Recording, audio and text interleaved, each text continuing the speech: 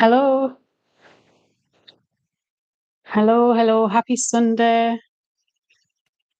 How are you all? Checking the sound? How are you? Checking the sound. Sounds like we're good. Have we got anyone here? Mariana. Hi, Mariana. Marina. How are you doing, Marina? Nice to finally get to chat with you. How's your day going? How's your Sunday? Kids are playing in the background. Hope you can hear me. Quiet one. Oh, busy. All are good, right?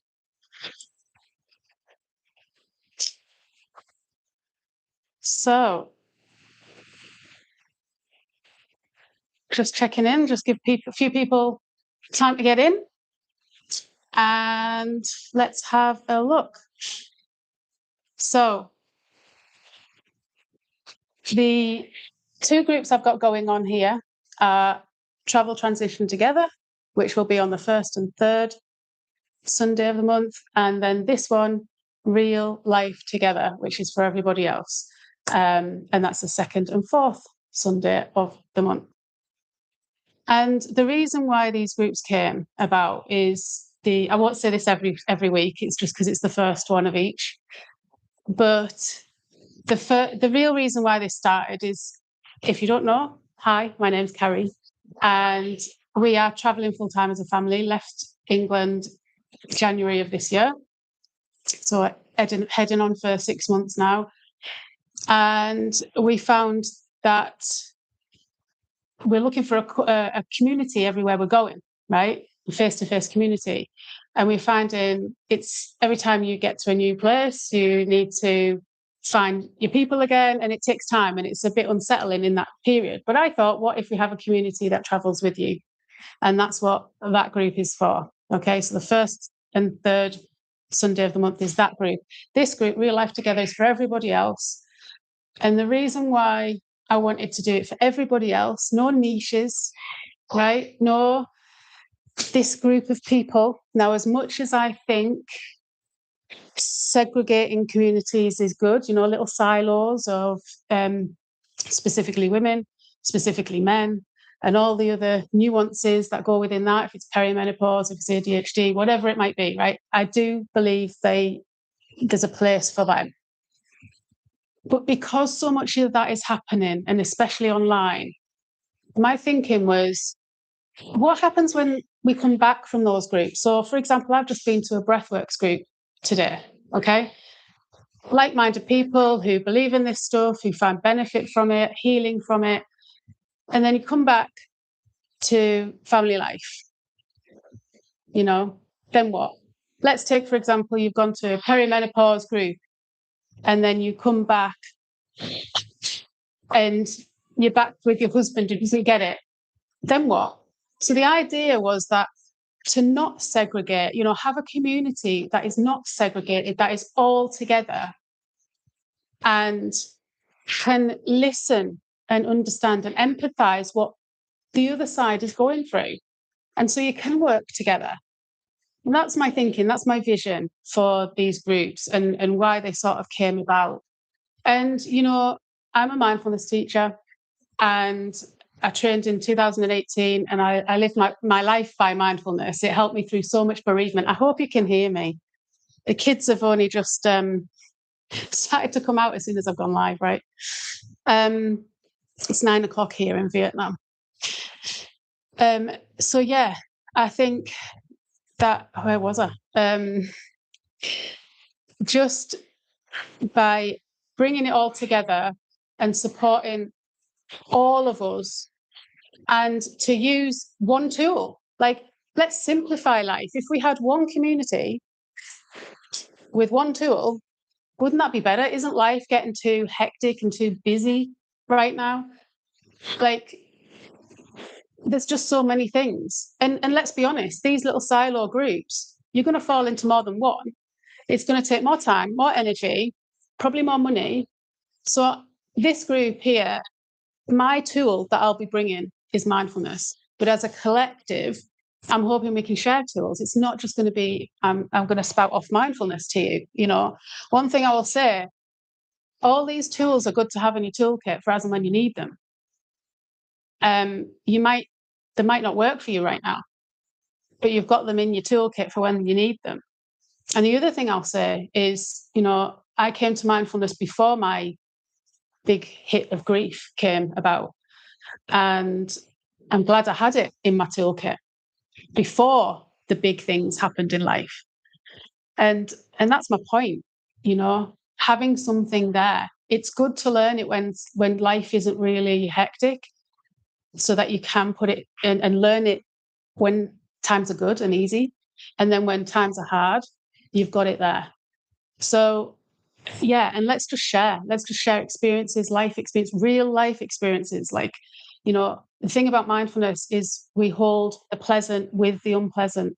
It's not positive toxicity. It's holding them both together, because that's real life. We're not pushing any of the bad stuff away. We're not grasping at the good stuff. We're holding them both gently, and that reduces suffering.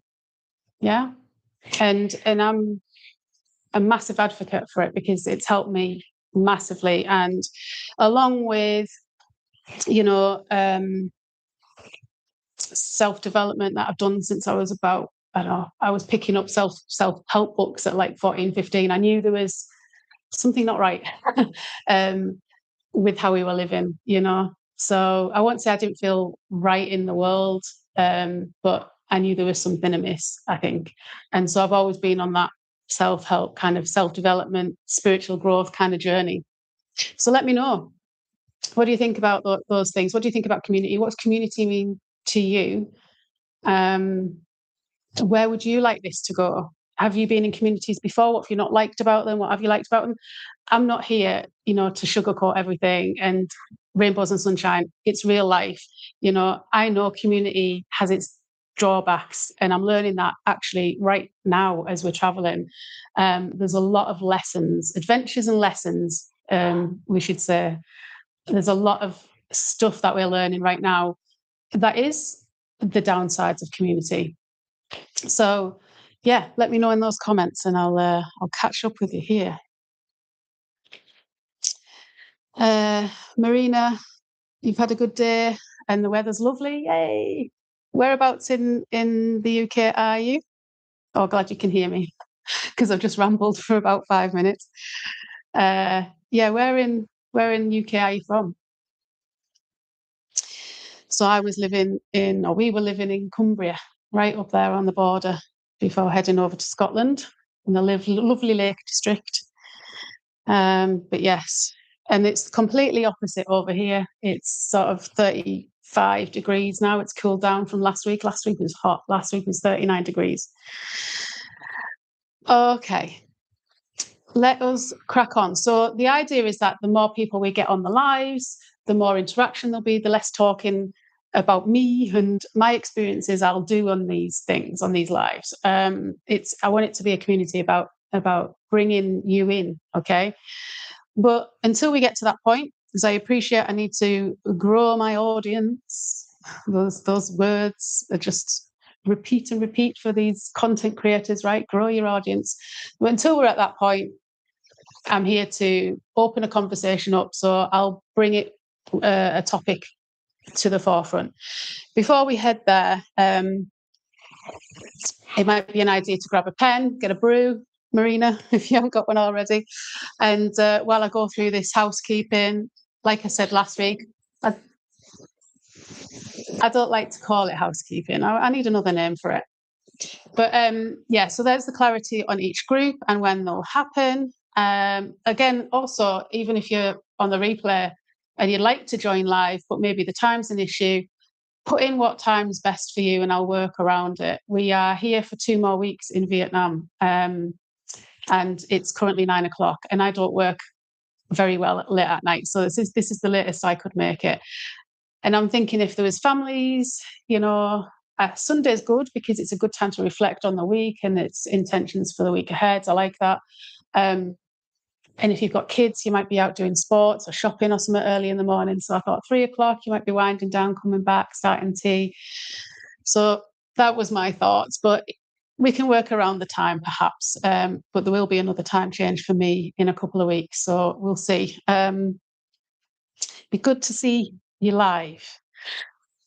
So yes, the big disclaimer. I am a mindfulness teacher, not a qualified therapist. So we will probably get into some topics, mental health related. If you're going through something quite chronic or acute, or, you might need to just go and see your mental health or a health professional before doing these, perhaps. You use your own discernment.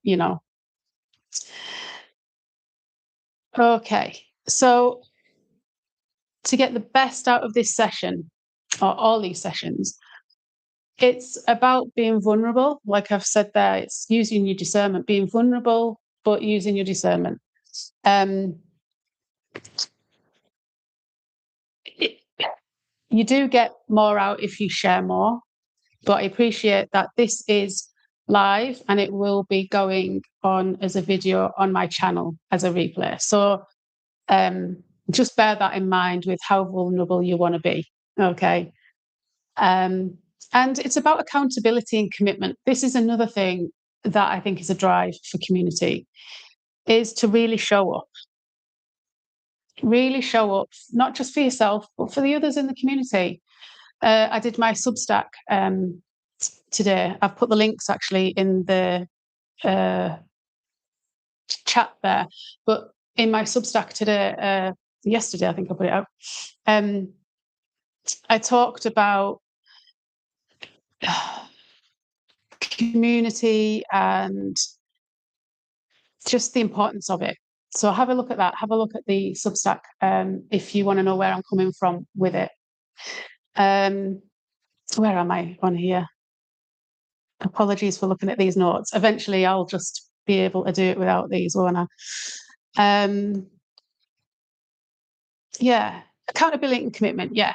So showing up, and yeah, that's where I was going. So in my Substack, I talked about the commitment of really showing up. So we home educated 4 years before we travelled, and the home education community started to dwindle. Just wasn't showing up. It just wasn't committed. There was a lack of commitment there. People tried to restart groups, pay for the village halls, and people would start and be really keen before it started, be messaging, when's it starting? Can I come? Can I put my kid down? All this excitement and, good intention to go to these groups. Give it 2 or 3 weeks and then they drop off. They just not turn up. And then the person running it and forking out for the village hall would be, sat footing the bill themselves. And so they stopped. And that's what I saw where I was from happen in community. And that's what I'm such an advocate for. Community is so useful for us and so primitive. That's another thing I wrote in there, is about the back to being in the tribes, right? If you weren't in your tribe, you didn't survive. Families come together, the whole village, right? So it's important to commit. And also, when we talk about what's your intentions for next week, obviously these are fortnightly. So when you come back next in 2 weeks' time, we can say, how did your intentions go? Did they work out the way you intended or not? And how did you handle that? And that's a conversation as well. It's support and empowerment. So yes, I want to hear your challenges. I want to hear what's going on for you right now, but it's not a whinge fest. It's not victimhood.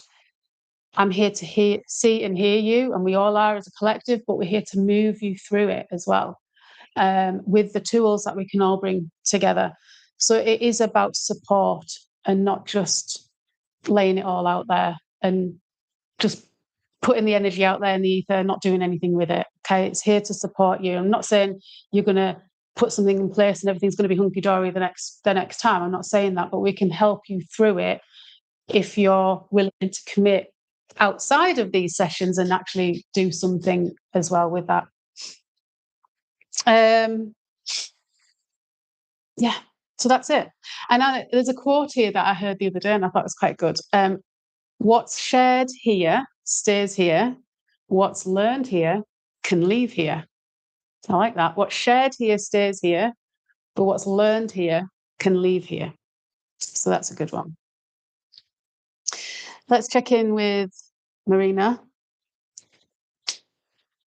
I spent 3 years in a therapeutic community in Oxford. Okay. I'm going to get my sister and daughter to join us next time. Excellent. That's great. Yeah. Oh, Oxford. Right. Yeah. My brother was in the army and he was based down there. What was it called? It's totally gone. Totally gone. He spent some time in Oxford. And yeah. So that, yeah, quite away from where I was. Your sister and daughter to join you next time. That'd be brilliant. Okay. Let's have a look. See, let's get going. So just to mention those links. So there's Substack in there.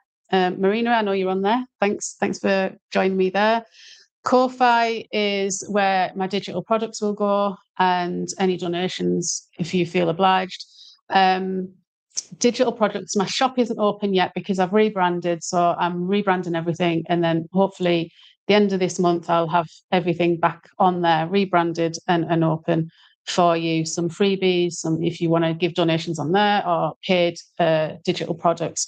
That helps you through family life, through connection, all these kind of things.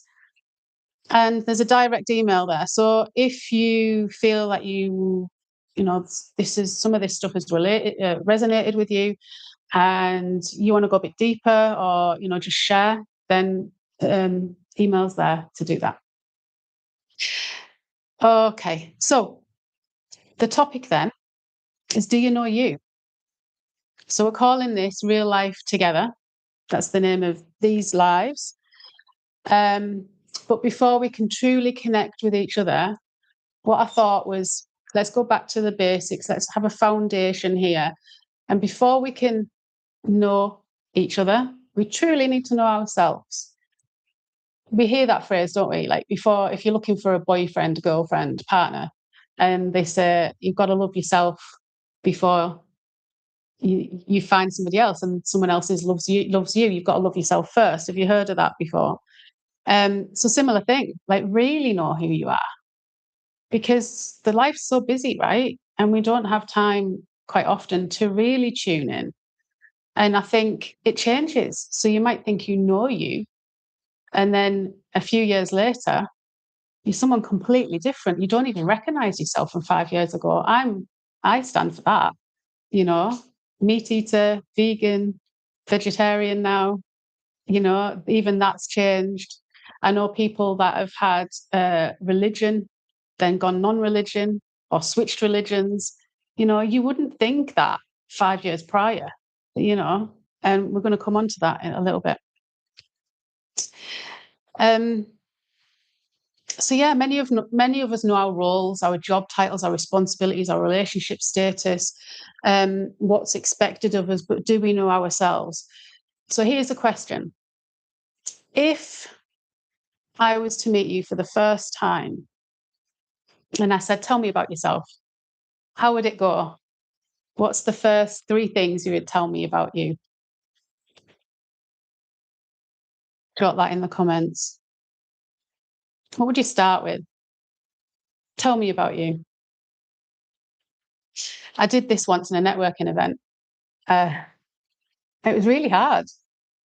It's really hard because they said, don't say the typical things and go meet. And they put a timer on and we had to go around the room. It was really difficult. Broken Norton. Or Brian Norton, is that? Is that in the Oxford? Are you replying to that in Oxford? It wasn't that, I don't think. If that's what you're saying. Broken Norton or Brian Norton. It wasn't that.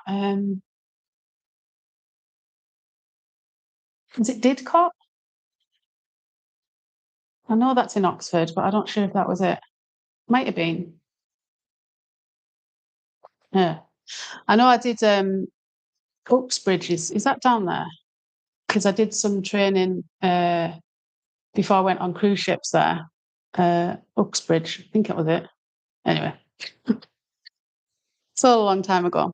Yeah. So, yeah, what would you start with? What would you start with? How would you introduce yourself? Well, first of all, you'd probably say your name, like I did here tonight. I was like, if you haven't met me, I'm Carrie, right?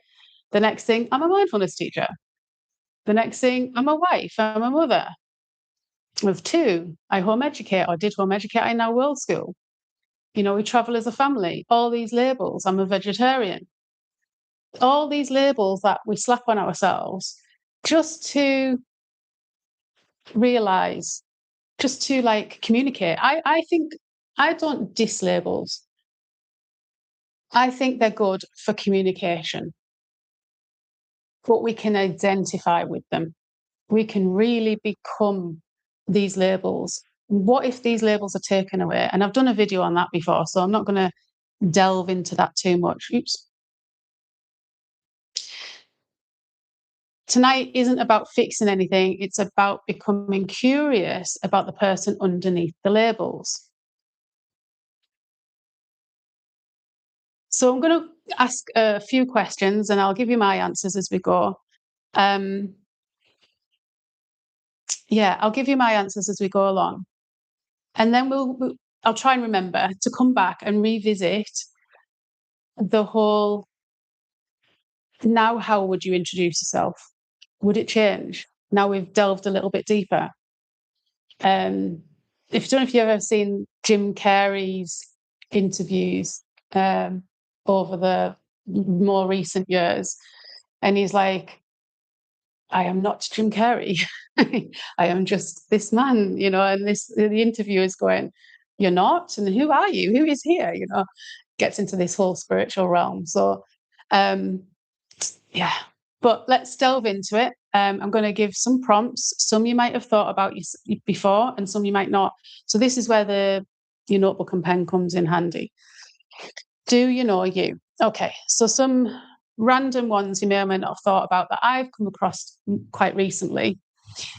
What's your rhythm? What's your rhythm? If you work a 9 to 5, you might be forced to have a rhythm. What's it look like on a weekend? What's really you? If you work 9 to 5, Monday to Friday, what's your weekend rhythm? What's your true rhythm? Are you an early bird? Are you a night owl? I am definitely an early bird, and I've tried it out. When I used to work at the supermarkets late at night, I'd end up getting back 11:30 or something. Couldn't. I had to wind down before I went to sleep. Ended up being gone 12 o'clock. That's late for me. I'm an early bird, and then I eventually switched to being a night owl. And it was hard for me to get up and move and do things in the morning. I was like, whoa, this feels really early and this is not me. And then that job ended and I went back and I swung back to being the early bird again. Um, I think it's good to know this because you can utilize your day to the best of its ability and you can talk to your family about that as well. So we're the other way around, me and hubby, Richard. So I'm an early bird, he's a night owl. So we almost like passing ships really, because I can get up and do in the morning, and he'll be up late at night when I'm in bed. So and our kids are going to bed later and later every night at the minute. So there's very little time for us at the minute. So it's good to know what each other's rhythms are. So it's not just you, but you need to know you to be able to tell it to the people around you, right? So, you work for the NHS, yeah, in mental health, okay, and you're a Reiki master, and I've been a painter decorator, but got unwell and had to retrain. Oh, that's interesting. That's interesting. Yeah. Better looking on here. Let me go back to this. So you're still working in the NHS, Marina, or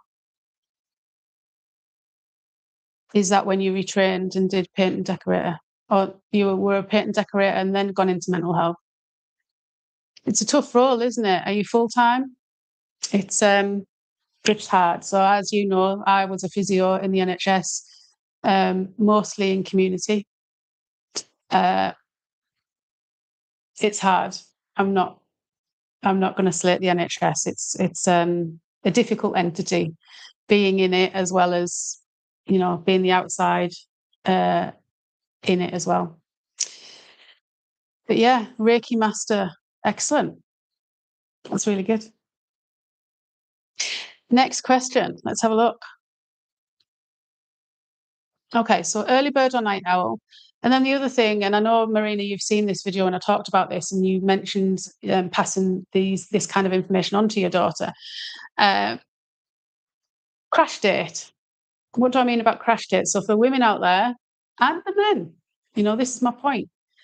For the women out there, when's your crash date? When do you plummet? When does your hormones go in your boots and you don't recognize who you are? So we're talking about who are you?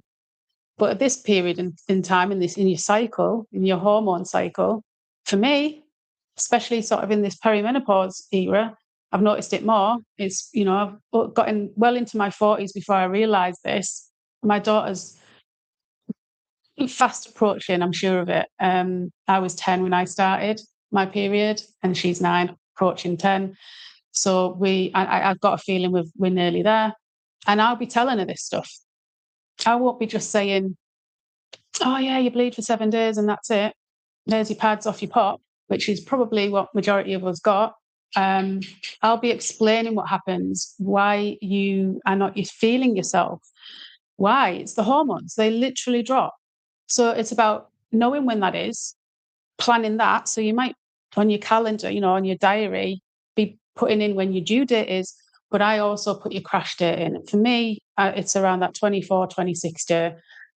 But get familiar with it. Know you so you can get the best out of you. You can be the best version of you.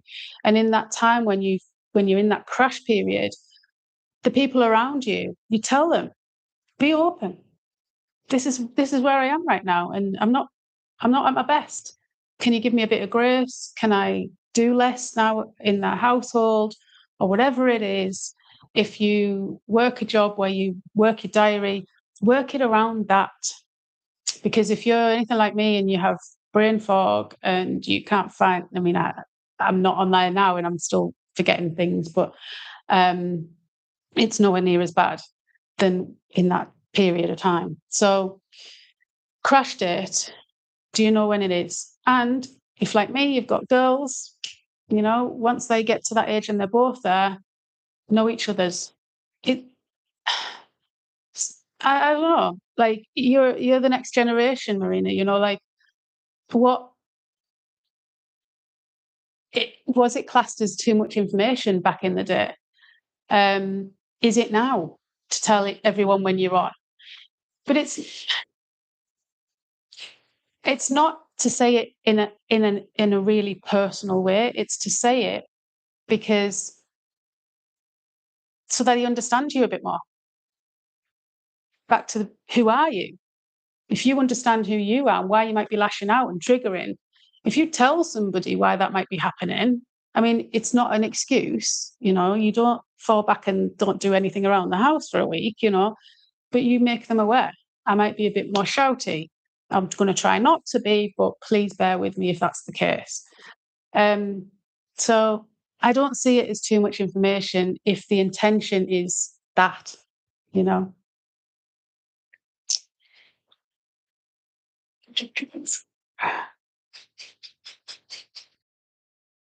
Part-time, it's good. I'm only part-time in community work for NHS. Yeah. You're an early bird as well. Yeah. Good stuff. What do you do? Do you have a little routine before work if you're an early bird? What gets you set for going to the NHS and in the mental health field? really challenging, no doubt. So what do you do on a morning that sets you up? Do you have a routine? I'd love to know that one. And have you changed routines? Something worked for a bit and stopped working. This is what this is all about, is learning who you are in the moment. Like mindfulness is all in the moment. What worked one day might not work another day. And next one is, what type of learner are you?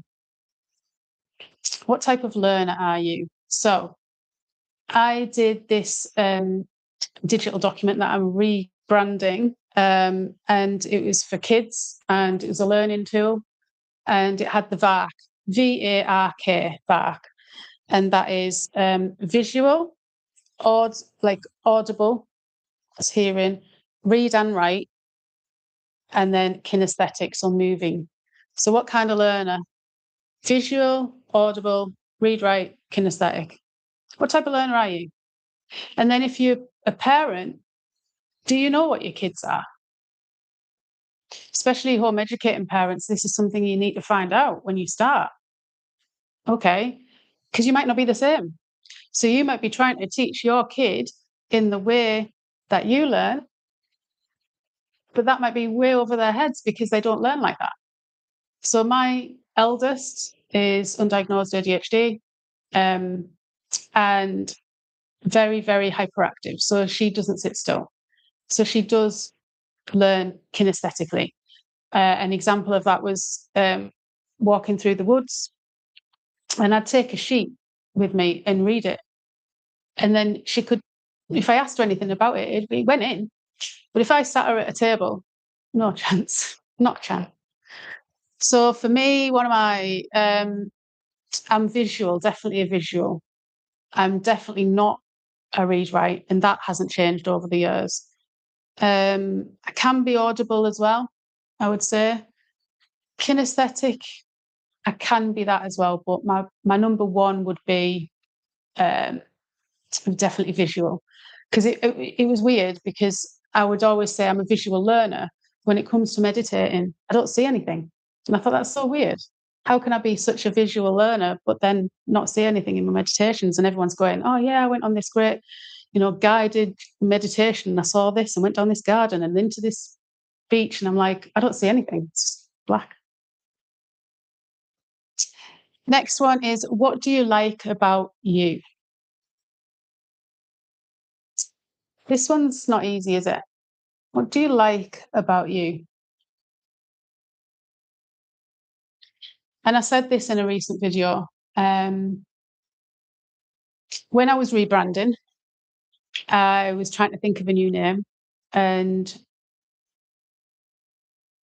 someone that I follow uses chat for thinky people. And I was like, oh, that's amazing. That's exactly what I am, like, chat for thinky people.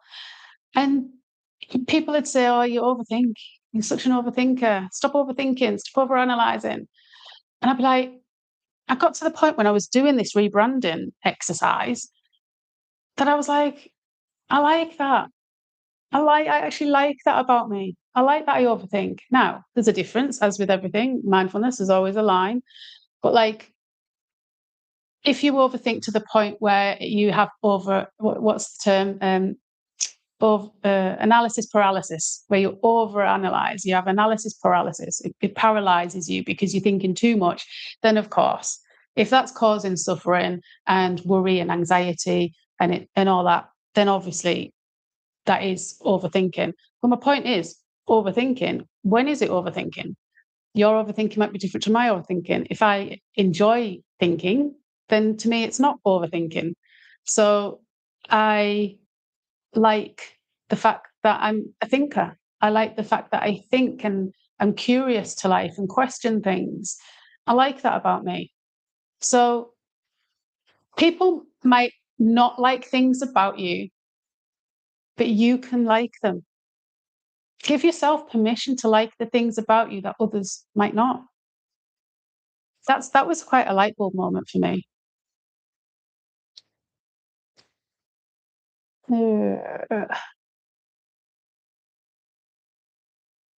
Okay. So paint a decorator first and then retrained. My daughter is a lot more open and makes her friends and partner aware when the crash days are. Yeah, brilliant. Love that. Because men, we don't give men a lot of credit. Sometimes we have to be a bit more black and white with them, I think. We want them to know what we're going through without us having to say it. I think that's the difference. Men are from Mars and women are from Venus. That's that whole thing, isn't it? What's wrong? Nothing. Oh, okay. Oh, don't go off. You know, well, you said there was nothing wrong.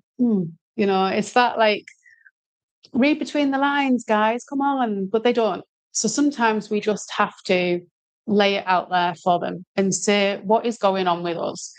And then sometimes we have to tell them what we want, because the men's brains will often go into fix it mode. All right, she's told me this is wrong with her, or this is happening with her. I'll have to fix it. I'll go and get this and do that for her and do that. And all you might want to do is to have a hug. All you might want to do is for them to say, it's going to be all right. Don't need fixing, because I know what I need to do to fix the problem, but I want you to hold me physically and emotionally. That's why this community, I want to build it for everybody, so that women can come, as an example, women can come to these communities with what's going on with them, and men can understand and hear it. And likewise, vice versa.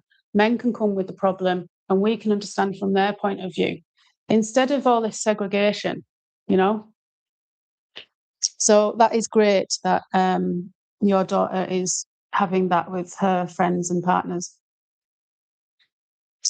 Yes, you've got a routine. I do my journal, then brain training to offset dementia. Yeah, you mentioned that, didn't you, in one of the comments? My late mum, she also had I don't know, never been into games or something, but she had I don't know if it's like a little DS thing, little computer thing, and that had some brain training thing in that. That was a while ago. You're a read-write learner, but I have ADHD, so my brain is a bit scattered. Yeah, and it's working with that, same for Richard. It's understanding your brain, and if you need to focus on something that you don't want to hyper focus about on, how can you come back to it? Can you take breaks? Can you come back to it? But it's understanding you. It's trying all these different things, like I say, all these different tools that we can use. It's trying all them out and then seeing what works in the moment, because they might not work a little bit further down the line. It's being open-minded to that. I like my kind nature. I see things from others' point of view. Yes. I always remember the word tolerant and being tolerant of other people. I learned the word in RE at school, and it stuck with me. And I've always had that open-minded sense about other people's perspectives, even if I've been quite opinionated on something myself. Right, let's move on. Let's move on. So where do we go? So what do we like about you? What can you accept about you? So sort of similar thing. Again, I can accept that I'm an overthinker. What I like about me might be, so I might put that into that category. What I like about me is, tolerant, open-minded, kind, caring. And it's good to say this. It's good to say these words out loud. Write them down in journals and say what it is you can accept. So what it is you like and accept it, it is a different thing. So what can you accept about you? It might be something that people would call as shadow work. What's the flip side of you? Can you accept that? So an example on that is, I don't know, the only thing that's coming to mind, I don't know if this is a good enough example, but I have got a belief that I'm a slow reader since school, and I've never tried to challenge that. I've just kind of accepted that about me, and I've embraced it. So if I'm reading something, so for example, last week when I did the setup for this, I just used the webcam on the laptop. but it wasn't great. And I've got a much better camera to use. So I wanted to use that with the mic. And so yesterday, Richard and I tried to work it out, and we're using chat to work out how to do the setup and how to test it. And obviously, chat's bringing up all this stuff. And he's like, right, go on then, click down there. And I'm like, I'm still up here reading. Like, no, I'm nowhere near done. And I said, either do it, take over and do it, or you'll have to wait for me to read it. Like, we kind of jest about it now, but it did bother me for a lot of years. And it's something I have come to accept about me. What do you want to let go of about you? So this is where you're like, what is it you're working on? What is it you really want to let go of and work on? So for me, as a parent, I want to let go of shouting. And I've said this for a while now, and I really need to push at doing this. So being a shouty parent, getting off my phone.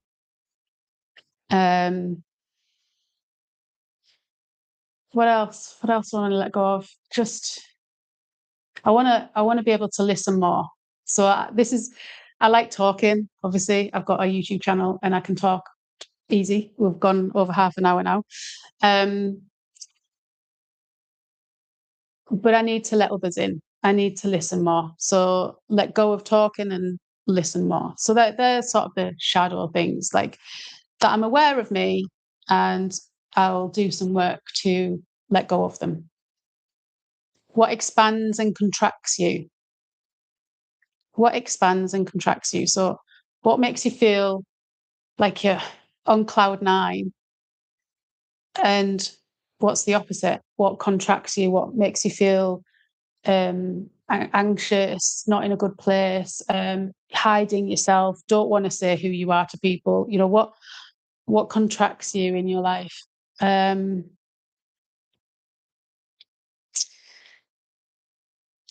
Well, I'll tell you, like, obviously traveling and doing this, the big drive for me was to come in the sun. Now, yes, I've complained about 39 degrees. It's hard to get the balance. But even that physically, you know, I've noticed that that's one of the reasons I don't like being in with a cold, because I physically get contracted, and being in the sun, you're a lot more like that. So back home, you wrap up, you put layers on, you're literally by the fire. And here you're like a starfish on your bed trying to cool down with aircon on, you know. Um, that's a very out there, blatant example. But that is one of the drives that got me here, you know. But what lights you up? So this, for me, this expands me. This lights me up. I've hit 300 subscribers today. I've had a YouTube channel since 2018. Changed it in 2020, I think. No, 23. This channel came about. I had a break because I had my second child in 2020 with all that. So, you know, I've been in the game about 8 years, and hubby came along in the last year and got monetized and ran with it. And that's fine. Each has their own path. But my point is, you know, one of the things for YouTube is to keep coming back to your passion and to keep putting out because you want to, not because of some monetary thing or the numbers or the analytics. And sometimes you get going down that road and you're like, why is it taking so long? But I keep coming back to the fact that I love it and I'm so passionate about it. And I'm passionate about these communities and building a community. When I first trained to be a mindfulness teacher, I remember sitting in village halls empty, waiting for people to come. And I'm still here all these years later because I'm so passionate about it. So that is what expands me. That is what lights me up. I love speaking to people and getting that moment where you go, yes, exactly that. Like they've just said a story and they've got an emotion behind it and you can totally relate to that. And it's like this massive connection. I just love that.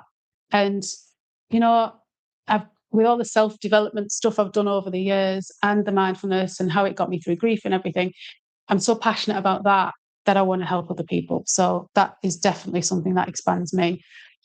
Contracts me, I don't know, overpowering people that need to be right all the time, people that can't, being around people that can't be tolerant and have differences of opinions and still be with you. Again, that's what I think is the missing piece in community. So yes, there's downsides of community, but I think part of that is that people can't tolerate others. People can't see another side to the story. It's always their story is right, and they can't see that there might be another right, or that theirs isn't wrong, you know? So I think those kind of people contract me. What are the stories you tell yourself? Are they true and are they useful? What are the stories you tell yourself? So while you're jotting that one down, I really noticed this when I was telling people, random strangers, the story of my mum. So grief would come up in conversation, bereavement, whatever would come up, losing someone or whatever. And I bring up my story and I'd say, my mum died on my birthday. Like my mum died suddenly on my birthday. And I'd say this to complete strangers. It would be relevant in the conversation, but I would say this to complete strangers. And when they heard that, they automatically went, oh, I'm sorry to hear that. But I wouldn't even let them do that. I would just carry on talking. So I got to the point where I said, why do I need to say the story? Why do I need to say that bit on my birthday? Because it's not to get empathy, it's not to get compassion or sympathy. It was because I cut them off. So I questioned, why do I even need to say it? So I stopped saying it. It was a story that I was living in that wasn't relevant. So I cut that bit of the story out. My mum died suddenly, however many years ago. Fact. No, it was a fact she died on my birthday, but is that relevant? Does a random stranger need to know that and go through the whole, oh, I'm sorry? So that was something that really distanced me from the stories. And when we get into mindfulness, it is, you live in stories. And again, I've done a video on this way back when I was still in the house about stories and the stories we tell ourselves. And are they true? Are they true 40 years down the line? Or have we embellished them somewhere? And we've lived by that story, you know? So what stories do you tell yourself? Are they true and are they useful to be part of you now? Or can it be left in the past? Let's check in with Marina.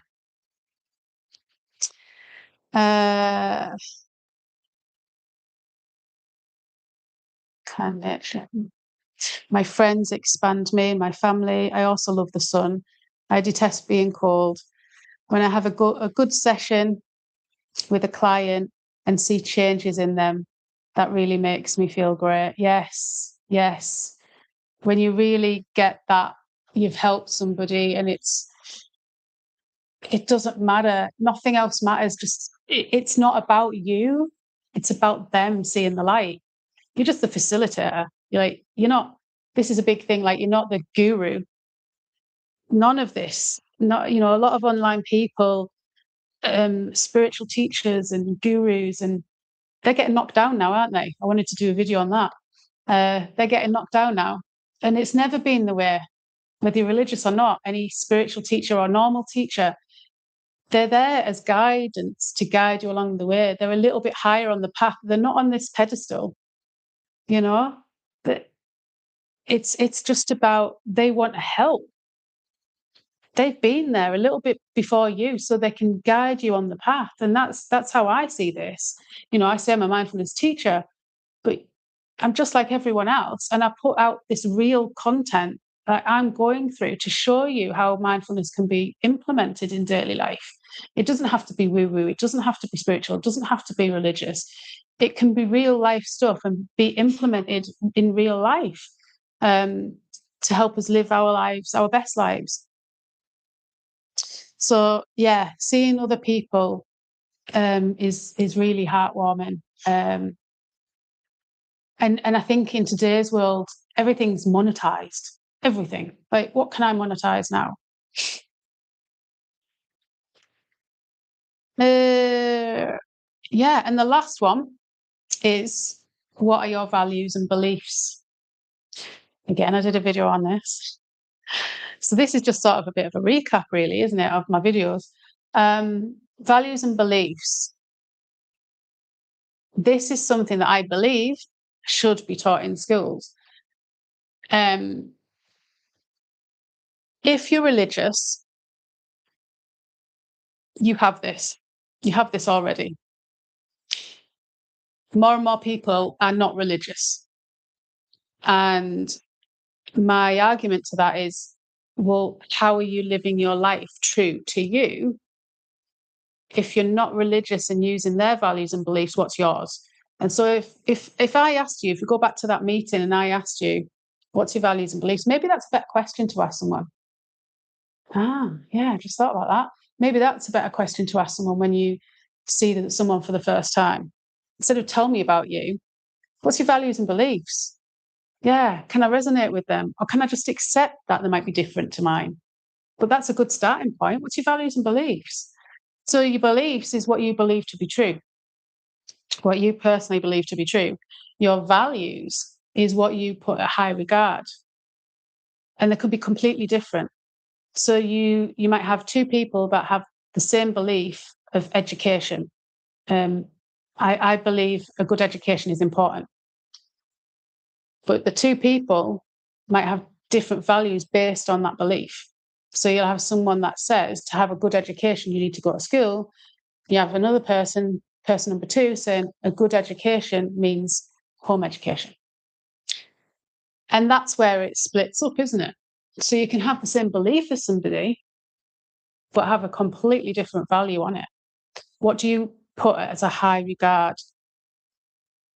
So this is something I've done for a lot of years now, and it's something I've tried to implement with the family, but sometimes things take a bit of a hit.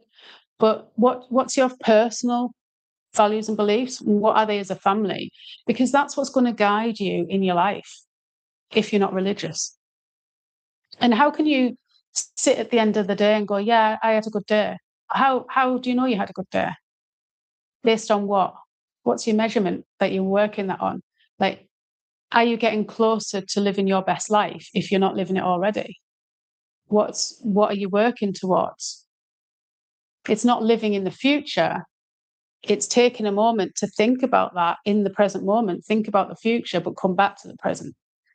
So what are your values and beliefs? And that tells a lot about you and other people.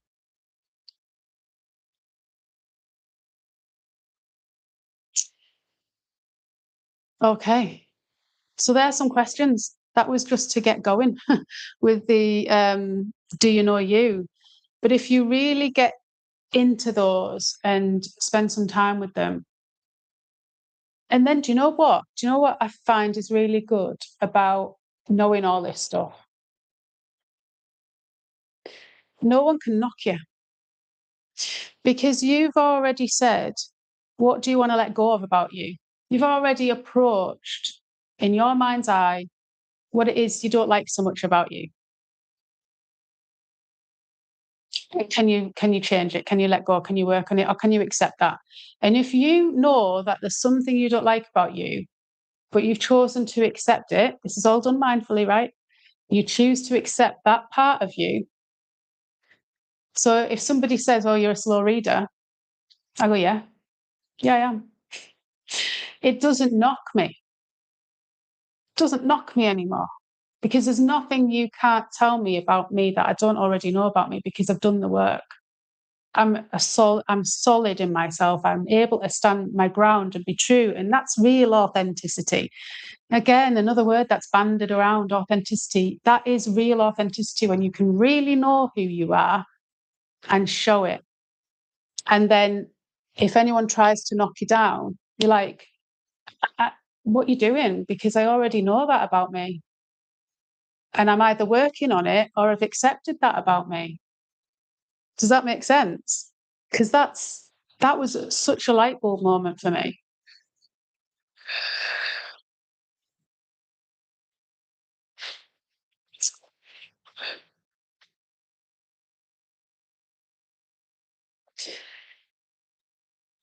So yeah, that's the topic to open up conversation. I know Marina's been typing away there. Is there any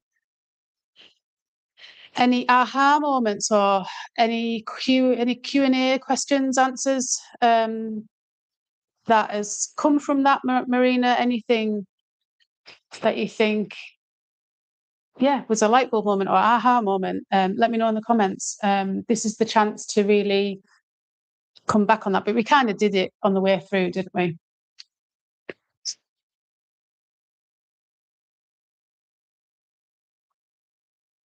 Written down the questions and give them some thought. Yeah, yeah.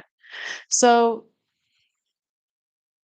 it's really interesting to really know who you are, and then you can go out and say, this is me, and I'm all right with me. I'm not perfect. Nobody is. No, nothing is perfect. I've done a video on that one too. Um, there's no. I tell you what, I've gone on about a lot of these videos, but I've done a playlist. I think it's redefining success. That's a good playlist to watch if you want to do a little bit more investigative work within yourself, especially when it comes on sort of career side of things. So check that out. But yeah, when you can show up, because you've done some of this investigative work, you've been curious with who you are, and you can show up and be you, then that's great. So then we do Q&A, but we kind of done it as we went along.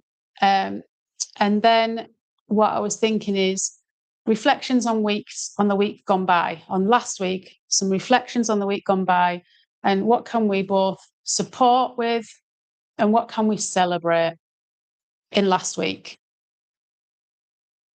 So, Marina, I don't know if you're happy to say that, anything that's happened last week. What was the challenge and that you might need a little bit of support with, or you're supporting yourself with because you're aware it's a challenge because you're doing the work. And then what are you celebrating from last week? So last week in TTT, Travel Transition Together, I mentioned how our daughters have not been, I don't want to say not well, because they've been all right in themselves, but they've got impetigo. So they've got a skin condition, an infectious skin condition. So my eldest got it first, and then my youngest. And then, so the incubation period is extended. And in last week, I said what we would normally do in the week with the home educating groups, and we just didn't go. We just didn't go to any of them. So actually, there's an example that ties in well as both a challenge and a celebration. Because yes, okay, it has been challenging. It's hot weather here. There's no aircon downstairs. It's just in the bedrooms. It's been really hot. Where my daughter's skin thing is sort of at the top of her leg and on her bum. So she's walking about with half naked and having to lie on her front. She can't sit down. It's finally coming to the end. And then my younger daughter started with it more on her face. So she's obviously ended up scratching and stuff, and it's gone there. So it has been challenging. We've got cabin fever. We've been at this well over a week now. And because Richard and I have been fine. So today we give each other some time out because we have really got cabin fever. It's been hard going. So Richard went out for a couple of hours this morning. I went and did my breath work this afternoon. And, again, communication, working with each other and giving each other what they need, realizing the other one's struggling. Right, okay, let's do something about this. It's unfortunate for the kids. The kids have had a lot more screen time than we wanted. So that's been a bit of a challenge because, like I said, we can't all be in the same room because it's not cool enough down there. But actually, the seats are not comfortable. I mean, these are rock hard wooden seats. There's no padding on these, and these are at the dining table. And then the other ones have got a bit of a cushion on them, but they're not. It's not a sofa to lounge about and sit on. So we're not even in the same room. So they have had a bit more screen time than we'd like. Um, but the celebration in that is that here they have what's called Grab, which is basically a takeaway. So anywhere delivers by using the taxi, right? So you phone this Grab and they'll deliver your food. So we've started doing it for breakfast. And it comes with a little lovely post-it note. And it says, "Thank you for your order, Mr. Phillips, and hope you have a good day. If you have any problems, here's the WhatsApp number and give us a call. Have a great day," and smiley face. And it's a bright pink post-it note. So we've done that over the last few days, like week, and we stuck them on because they're post-its. So we stuck them on the kitchen wall. And one day, like my eldest came up and said, "Oh, is there another note? I like seeing the note. What's the note say?" So it was bringing a smile to her face amongst this, you know, hard time, difficult time that we're having. You know, we've only got 2 weeks left here, and we were going to take a bit of a step back on the groups and go sightseeing because we haven't done much sightseeing yet. And then this happened, and we're like, "Oh, are we going to get any sightseeing in?" So it's been challenging. But to see my daughter's face light up because of these post-it notes was really, really lovely. And I just thought, do you know what? I want to return the favour. So I took a picture of the post-it notes up on the wall. I texted the WhatsApp number and said what's going on. You know, thank you. We've been ordering you pretty much every morning. It's great. You know, your notes and your food bring a smile to my daughter's face. And I just wanted to pass it back to you. And then she texts back another gushy message. And Richard was like, "Oh God, that's a bit over the top, isn't it?" And I actually put a little note on my Substack about it. And I said, "Since when did expressing kindness, we talk about acts of kindness all the time. Let's do acts of kindness all the time. But at what point does expressing something, whether it's kindness, appreciation, or love, you know, if a guy says to his mate, 'I love you,' like really says it like he means it, why is it weird? Why is it weird to say some words of kindness to somebody? Is it because we just don't do it? And so we're so out of receiving it and giving it. And so in my Substack note, I said, you know, can we do this a bit more so it doesn't feel so alien or cringe? Because it shouldn't be, should it? You know, you're passing on the kindness. You know, we do that in the coffee shop, right? Pay it forward. It's all these acts of kindness. But what about expressing kindness? Like, I think we need to do that more. So there are my reflections on the week gone by of the challenges. And I guess the support that I've had and any tool I've used through that was just communicate what we need and communicating in the difficult times. So, you know, there'll be times when Richard and I, especially when the kids aren't going to bed as well, and we're like, "Oh, this is so knackering," you know, and we're feeling each other and we're hearing each other and seeing each other and saying, "Yeah, it's really tough right now, but we know we'll get through it." So, yeah. Uh, I worked extra days last week and it really did me in, made me feel very ill, and my mental health took a dive. So that was my challenge. Okay. And is that, I hear that's challenging, definitely. Is that something you would not do very often? You wouldn't normally take on a bit more time, or did you feel the need that you had to going forward? You know, ways to support that for you and how you felt in that. How could that change for next time? Do you have to do those hours? And if you do, what can you do? Because I know, obviously, working as a physio in a past life, pacing, it's all about pacing, especially if you've got a physical health condition and you do too much, it sends you back 2 days, right? So you might do something and think, "Oh, I'm all right," but you know you're going to regret it 2 days later. So it's about pacing self. But if there's a situation where you can't do that and can't pace yourself, what other means can you do? If there's anyone around that can pick up slack, can somebody else come and help with house stuff, cooking, that kind of thing in that time, if you communicate, and again, it's about community. I think we just do so much alone, and we're expected to do so much alone now. Yeah, so that's challenging, and I hear you, and ways to support, just looking forward for ways to support that going, so it can maybe not happen again, or to as much degree. And what about a celebration from last week, Marina? Have you got one?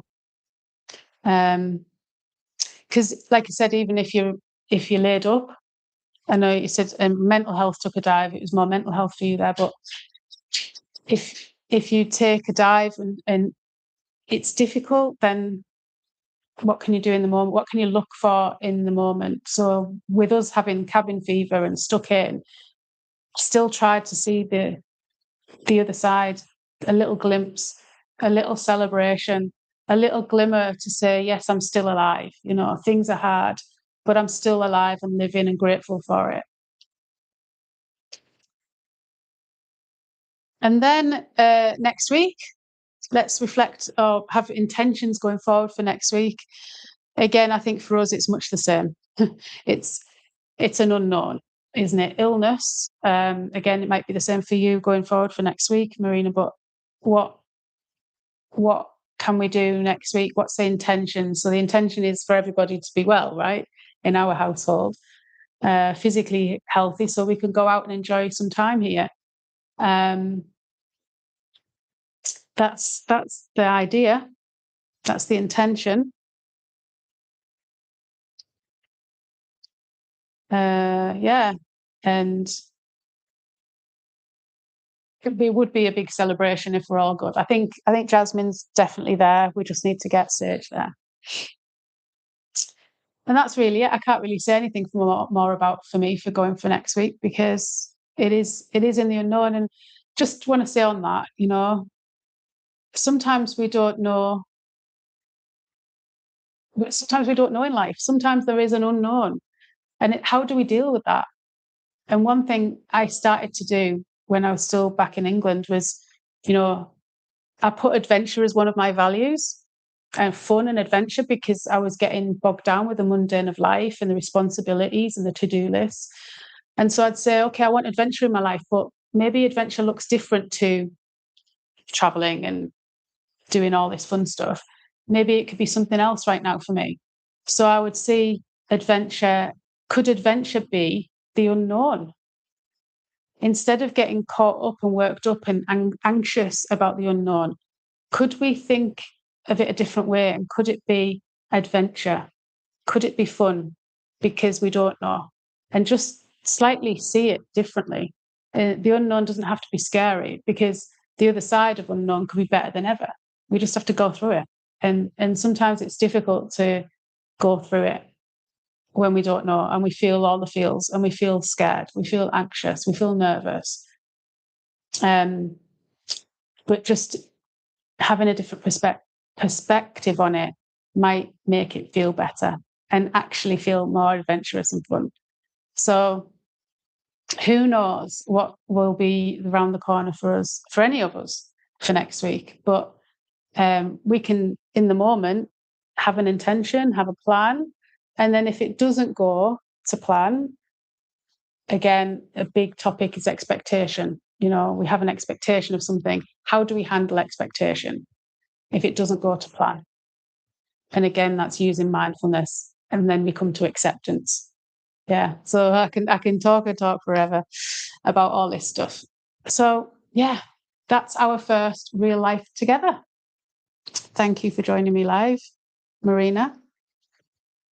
Celebration was getting a lovely gift from a friend, feeling better now. Oh, I'm so pleased. I'm so pleased. And again, community, relationships, people who get you and understand you. That's what this is all about. And I think I had a comment once saying, because I said in one of my videos, we left the UK for this, and it was to find a community of like-minded people, because we weren't around those people that really had the same mindset as us. So I put that in my video, and they were a bit like, I think you need to find yourself. And I was like, no, because I've already found myself. I already know who I am. That's not what it is. And so I was thinking about it coming onto this live. What is it about community that I'm so drawn to? And I think it is just to have that real connection with somebody else. Because yes, we need connection with ourselves. That's what I based this whole live on, about knowing who you are. So yes, that's the number one. Know who you are. And you can be like a monk. You can go through life not wanting or needing anyone else. And that's fine if that's your journey. But I personally feel we thrive better with community. We bounce off each other. We're here to be emotional beings. We're here to feel, and to feel together and to support each other just gives another dimension to life, I think. Because yes, you can be that monk in the cave, and you could live this very solitude, lovely, perfect life. But have you really gone through life, real life? Is that real life where all the circumstances are perfect for you to live it? Or do we need challenges? Because without challenges, we don't get the celebrations. Not really. We don't truly feel them. So, and I think to do that and share that with friends is just another level of being human. Yeah, yeah. So I'm so glad you're feeling better, and I'm so glad you got your lovely gift from your friend. That's really nice. That's definitely a celebration. Uh, what else do I want to say? Finish, yeah. So if it's been useful, Marina here on the live and anyone on the replay, if any of this has been useful to you, let me know in the comments. If there's any future topics you'd like to cover, let me know. Next week, when it's travel transition together, it's actually Father's Day, but that talk is all about travel side of things. So I don't really want to talk about grief on that talk. I'm wondering if we talk about grief the next Real Life Together, so in 2 weeks' time. Or the other topic I've got is what you want to work on now. What do you want to work on next and now, and help each other through that? So for me, it's the phone and this, that, and the other. I'm really going to try next week to get off my phone. So I'm going to say that now.